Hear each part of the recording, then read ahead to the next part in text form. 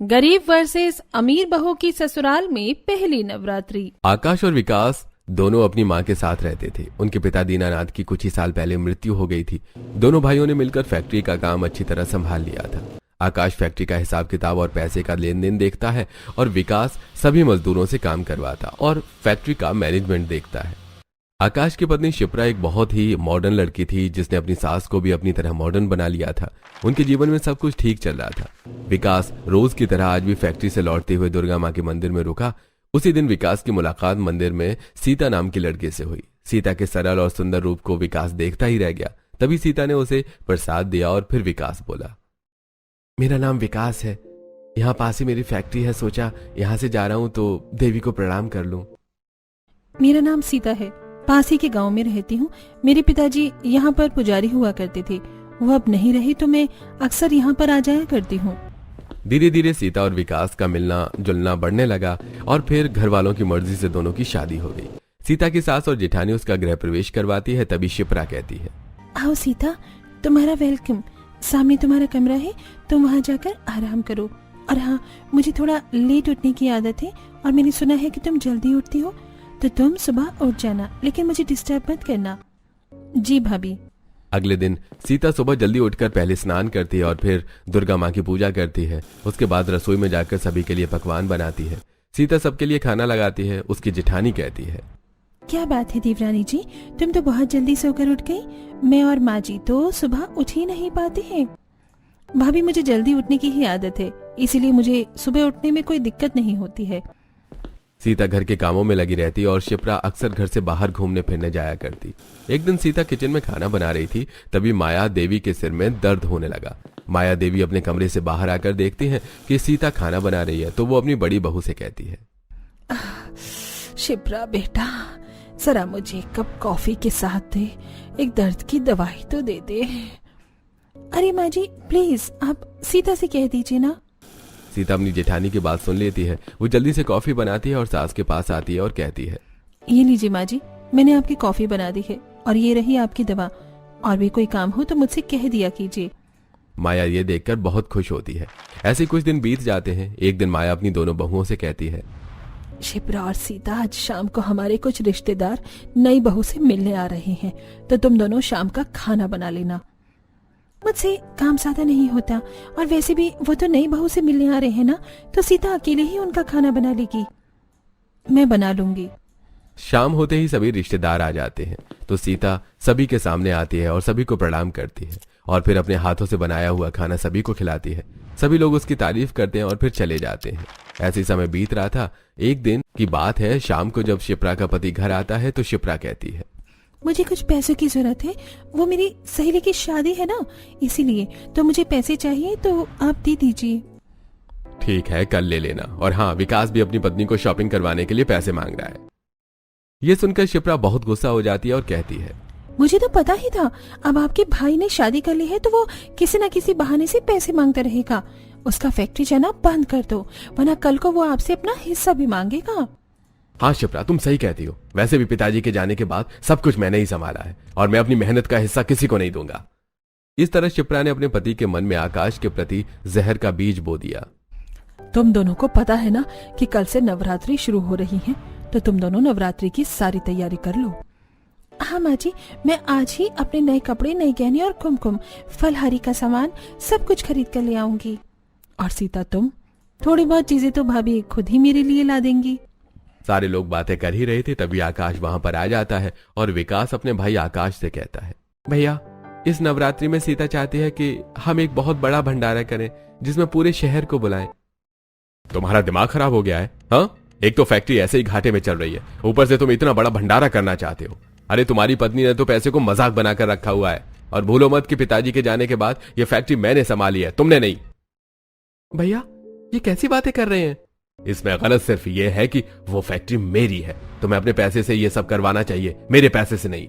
दोनों भाइयों में विवाद शुरू हो जाता है। विवाद बढ़ते बढ़ते इतना बढ़ गया कि अंत में आकाश कहता है, अगर तुम्हें ऐसा लगता है तो निकल जाओ मेरे घर से। एक बार तुम घर से निकलोगे तो तुम्हें पता चलेगा कि भगवान की पूजा करने के लिए भी पैसों की जरूरत होती है और पैसे हमें मेहनत से कमाने पड़ते हैं। यदि आप यही चाहते हैं कि मैं इस घर से निकल जाऊं तो ठीक है, मैं इस घर से अपनी पत्नी को लेकर जा रहा हूं। और इस तरह विकास अपनी पत्नी को लेकर निकल जाता है। सीता, ये दर दर भटकना मेरा भाग्य है। मुझे पता है कि मैं तुम्हें इतने सारे सपनों के साथ घर लाया था और आज मैंने तुम्हें बेघर कर दिया। आप ऐसा क्यों कहते हैं? मैं तो आपके साथ हर जगह खुश रह लूंगी। और फिर दुर्गा माँ है ना। वो लोग चलते चलते एक बड़े से पेड़ के नीचे पहुंच जाते हैं, पर दोनों ही बैठकर आराम करने लगे। सुबह उठकर विकास अपनी पत्नी से बोला, सीता, तुम्हें एक अच्छा जीवन देना मेरी जिम्मेदारी है। इस वक्त मैं काम पर जा रहा हूँ। सुनो, आज से नवरात्रि शुरू हो रही है, तो आप राशन मत लाइए, बस पूजा का सामान ले आना। चलो ठीक है, शाम को सामान ले आऊंगा। जब विकास काम ढूंढने के लिए निकलता है तो उसे कोई काम नहीं मिलता। बड़ी मुश्किल से मजदूरी का काम मिलता है। वो पत्थरों को उठाकर सीढ़ियों के ऊपर पहुंचा रहा था और अचानक ही उसका पैर फिसल गया और वो गिर गया। फिर कुछ लोगों ने उसे उठाकर अस्पताल पहुंचाया। डॉक्टर ने उसका इलाज किया। तब तक कहीं से सीता को भी खबर मिल गई और वो अस्पताल पहुंच गई। पहुंचते ही वो बोली, ये क्या जी, आपके पैरों में चोट लग गई। तुम क्यों चिंता करती हो, दुर्गा माँ सब ठीक कर देंगी। फिर सीता जैसे तैसे अपने पति को ऑटो में बिठाकर उसे पेड़ के नीचे ले आती है और दुर्गा माँ से प्रार्थना करती है, हे दुर्गा माँ, तुझे तो पता है कि मेरे पास घर भी नहीं है और अब मेरे पति के पैर भी टूट चुके हैं, लेकिन तब भी मैं तेरा उपवास करूंगी। मुझे शक्ति देना कि मैं ये सब कुछ कर सकूं। अगले दिन सीता अपने पति से कहती है, आप इसी पेड़ के नीचे आराम कीजिए, मैं अपने लिए कोई काम ढूंढने जा रही हूँ। लेकिन सीता, तुम क्या काम करोगी? ये तो मुझे नहीं पता।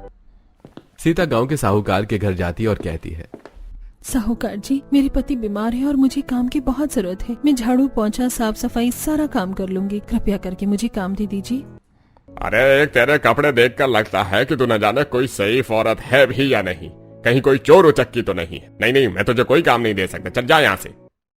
सीता कई घर में काम मांगती है लेकिन उसे कोई भी काम नहीं देता। अंत में सीता मजबूर होकर उस ठेकेदार के पास जाती है जहाँ उसके पति ने मजदूरी की थी और उससे कहती है, मुझे काम की बहुत जरूरत है मालिक। कल मेरे पति का पैर टूट गया था, अभी वो काम नहीं कर पाएंगे, तो उनकी जगह आज आप मुझे काम पर रख लीजिए। मैं तुम्हें काम पर तो रख लूंगा, लेकिन क्या तुम इतना कठिन काम कर पाओगी? मैं जरूर कर लूंगी मालिक, आप बिल्कुल चिंता ना करें। हाँ तो ठीक है।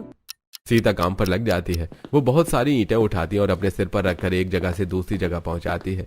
सीता लगातार काम करते करते बहुत थक जाती है और उसे अचानक चक्कर आ जाता है और वो गिर जाती है। तब ठेकेदार कहता है, अरे ये क्या किया तूने? हैं? मेरे इतनी सारी ईंटों का नुकसान कर दिया।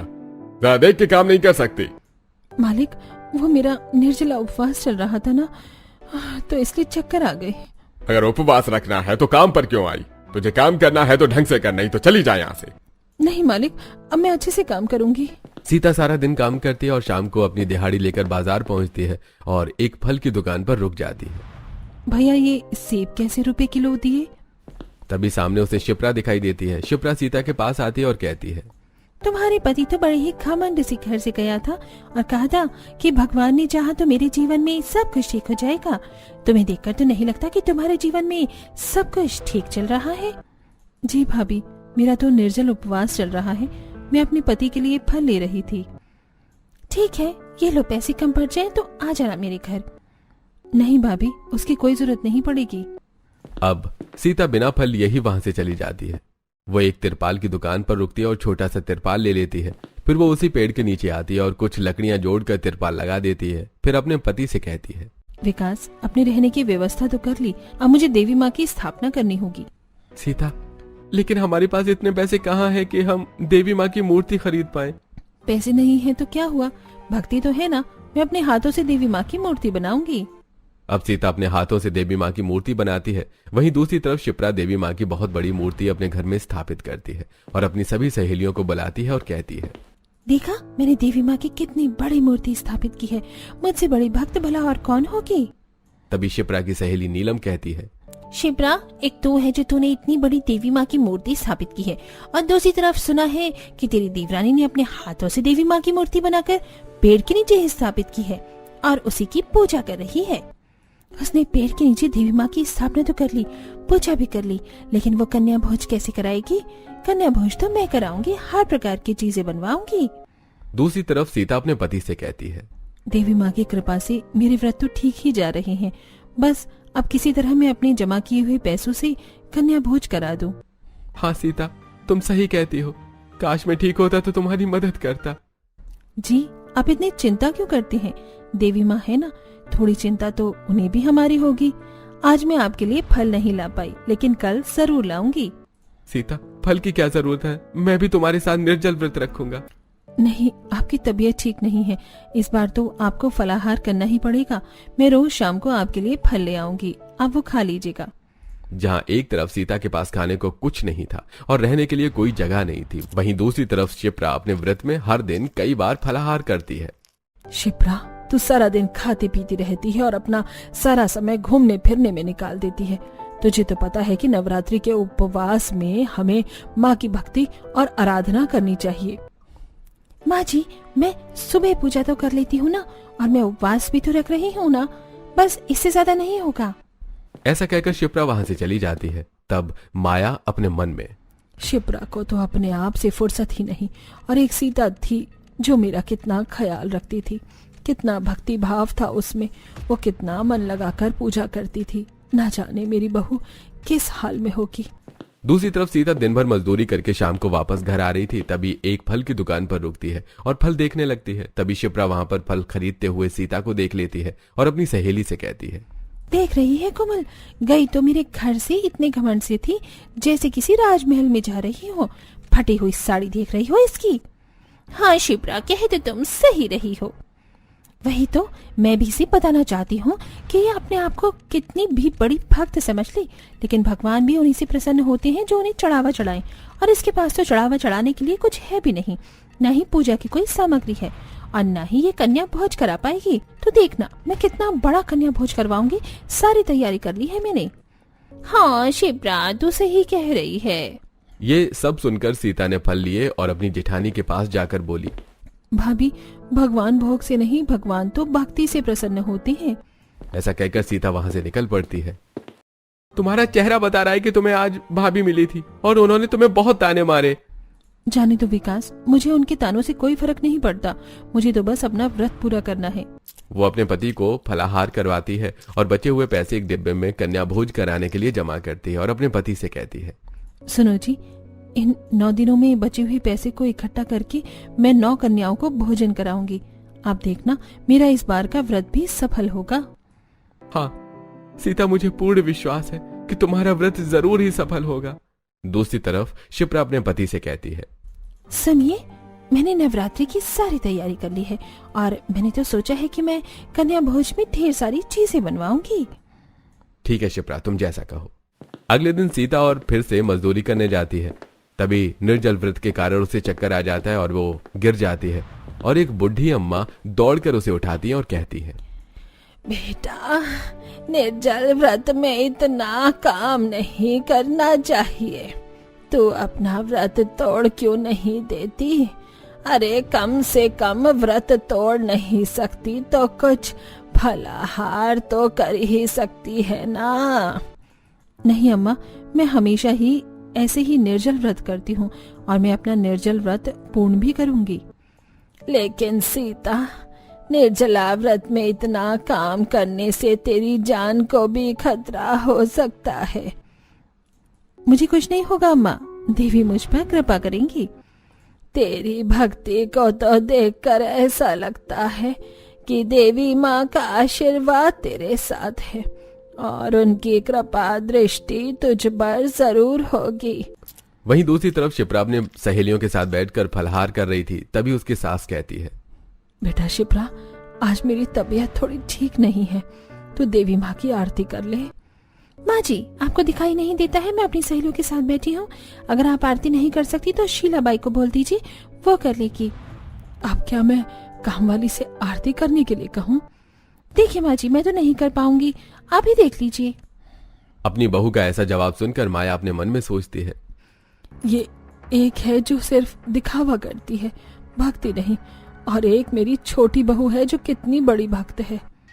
अगले दिन नवमी थी। सीता सुबह सोकर उठती है तो हमेशा की तरह पास के तालाब में नहाकर आती है और कुछ फूल और जल दुर्गा माँ को चढ़ाती है और साथ ही शक्कर और फलों का भोग लगाती है। उसके बाद वो पास ही की दुकान से कुछ दूध और चावल खरीद कर लाती है और लकड़ियां जलाकर मिट्टी की हांडी में दूध चावल से खीर और पूड़ी बनाती है और फिर अपने पति से कहती है, मैंने कन्या भोज की सारी तैयारी कर ली है, अब मैं मोहल्ले की कन्याओं को बुलाकर ले आती हूँ। सीता मोहल्ले की एक महिला से कहती है, दीदी अपनी कन्या को मेरे घर कन्या भोज के लिए भेज दीजिए, आपकी बड़ी ही कृपा होगी। तभी शिप्रा भी वहां कन्याओं को बुलाने के लिए आती है और सीता की बात सुनकर कहती है, अच्छा तो तुम भी कन्या भोज कराने की तैयारी कर रही हो, क्या खिलाओगी तुम कन्याओं को? अपने उस त्रिपाल से बने घर में भोजन कराओगी और भोजन भी तुम्हारे खुद के पास तो होगा ही नहीं, कहीं ना कहीं से मांग कर लाओगी। शर्म नहीं आती तुम्हें देवी समान कन्याओं को ऐसा खाना खिलाने के लिए बुलाते हुए? भाभी कैसी बातें कर रही हैं आप? मैंने सभी कन्याओं के लिए बड़े मन से खीर और पूड़ी बनाई है और मैंने अपने घर के आसपास साफ सफाई भी की है। मेरा घर एक त्रिपाल का सही, लेकिन मेरी भक्ति में तो कोई कमी नहीं है ना। और कन्या तो देवी का रूप होती है और देवी अमीरी या गरीबी नहीं देखती हैं। बकवास करती हो तुम। ऐसा कहकर शिप्रा अपने घर चली जाती है।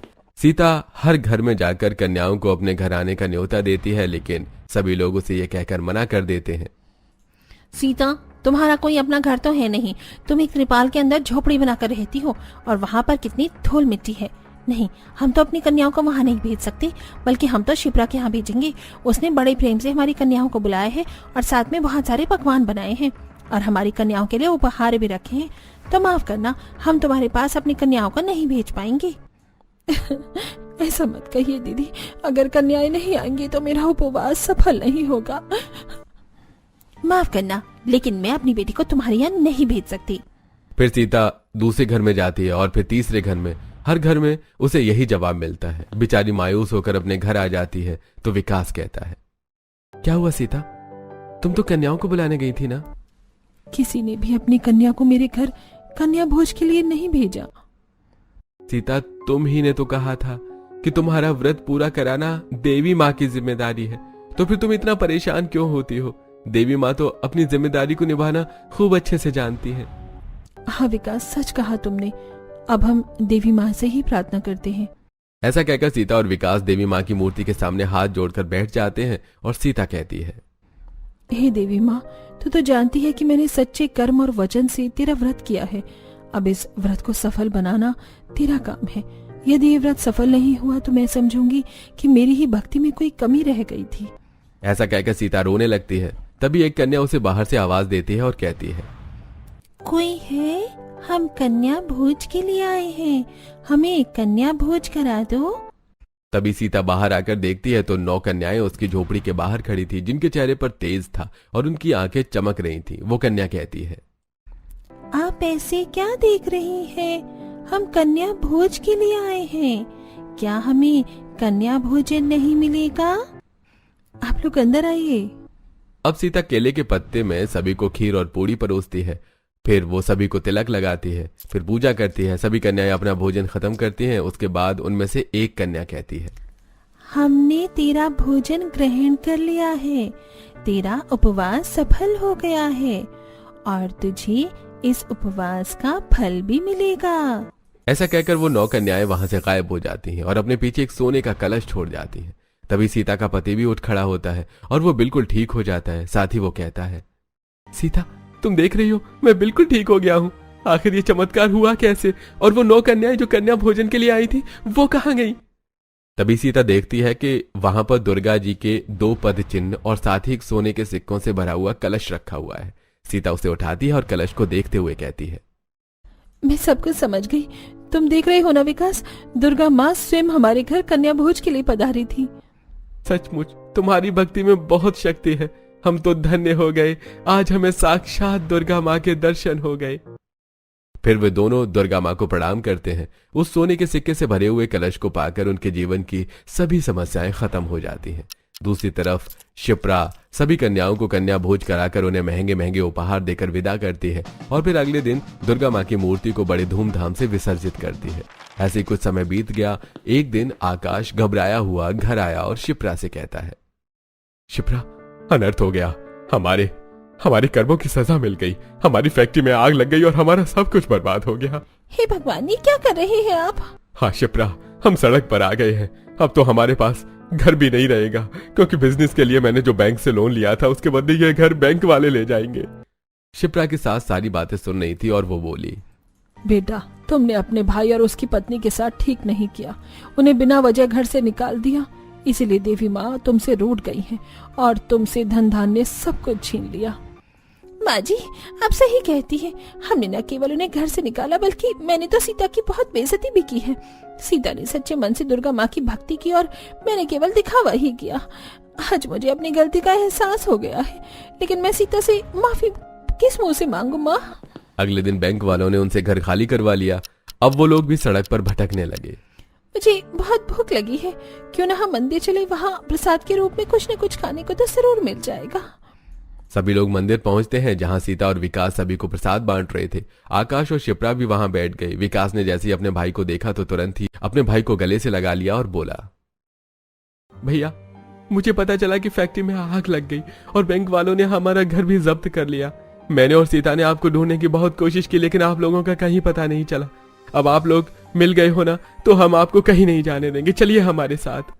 अब विकास और सीता उन सबको अपने घर ले जाते हैं। विकास और सीता ने देवी माँ के दिए हुए कलश से बहुत बड़ा घर बना लिया था और उनका बहुत बड़ा बिजनेस भी था। ये देखकर आकाश बहुत खुश हुआ। आकाश ने अपने छोटे भाई और उसकी पत्नी से माफी मांगी। शिप्रा ने भी सीता से माफी मांगी। सीता ने उन्हें माफ कर दिया। तब सीता की सास बोली, तेरा दिल सचमुच बहुत बड़ा है सीता। तूने साबित कर दिया कि मन में यदि सच्ची भक्ति हो तो भगवान को धरती पर आना ही पड़ता है।